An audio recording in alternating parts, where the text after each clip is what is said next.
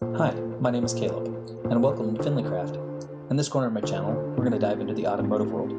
I've owned and worked on many different types of vehicles over the years, so join me as we build, repair, and have some adventures on the road and in nature.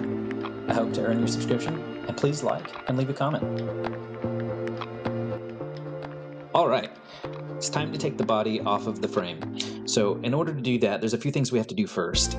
Shell Valley Classics, with their Cobra kit, one of the awesome things they do is they actually do bond the trunk, the tub where you sit in, as well as the wheel wells and the firewall they fuse it to the body. So in order to take it off, it is a little bit heavy. So there's a few things that I wanted to remove on how it's delivered. So one of the first things you got to do is I think it's 12 different bolts. There's a couple in the trunk, there's a couple up in the nose, and there are a handful on each side of the driver and the passenger floor, foot boxes, and under the seat area that you need to take off. Once you do that, you're going to want to take off the steering wheel. And I highly recommend, if you don't have one, go get yourself a steering wheel puller. Makes it easy so you don't scratch anything up. They're pretty cheap on Amazon. I think 20 or 30 bucks for a basic one. Pretty easy to pull off. This particular kit came with the I Did It steering wheel. And when you do go to pull that off, so you pull the steering wheel off and pull the steering column out, you just need to undo the knuckle that's actually in the hood. They already have it hooked up and everything. And then there's a little hoop in the fender area that you need to loosen or remove.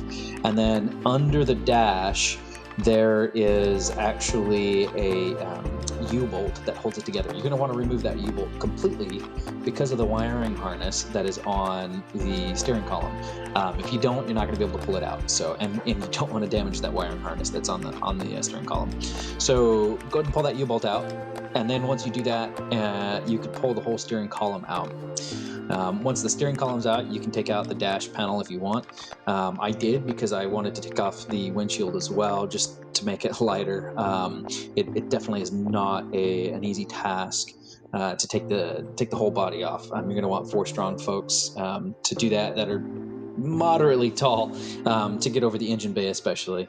Especially with mine, I had them install the engine in it. So if you don't have the engine in there, you probably don't have to get it as high. It's not that big a deal. And then a couple of the other things you're going to want to do is take the roll bars out. So I have driver and passenger roll bars. So I took both of those out, and you're going to want to take the cups that the roll bars bolt into out. So there's 2 that sit, the 2 that you want to take out, you can reach from inside the trunk or from on top. You can reach all the way down through if you have a long extension. And then the 2 bolts to hold the bottom of those cups, there's 2 inside the rear wheel well, and then the other 2 you actually got to get up under the car and reach up and hold those bolts from in there. Once you've done that, you can take the whole body off. There's not a whole lot to it. They do put some rubber tape on the frame, so it may feel like it's stuck. So you might have to give it a little oomph, but you'll see where it's at, and you'll know pretty quick if you've missed any bolts anywhere.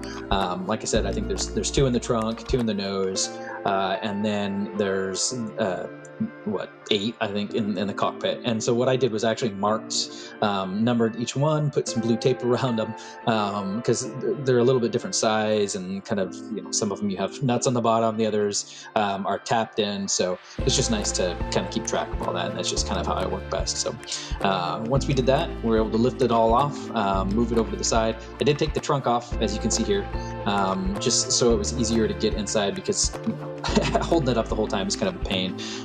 In hindsight, I would recommend remove the bolts on the hinge, not on the trunk itself, because they actually had it set pretty good where the lines weren't bad. So now I'm going to have to, when I go to put it back, try to make sure that I get that lined up right. So learn from my mistake.